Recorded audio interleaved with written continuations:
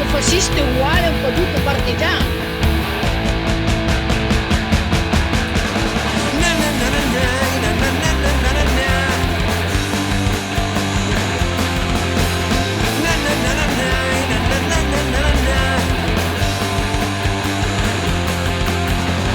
È tempo di bilanci che non possono quadrare, non c'è più sostanza, niente soldi per saldare. Si alzano i lamenti di quelli che hanno pagato quando l'unica moneta era sangue da versare. Una riga grigia a chiudere, tirate sul mondo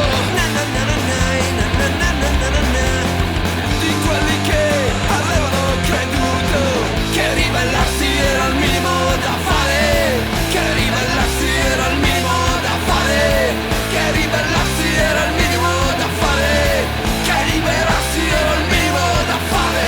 E nessuno di noi accetta il discorso che un caduto fascista è uguale a un caduto partigiano. Liberarsi era il minimo da fare. Tempo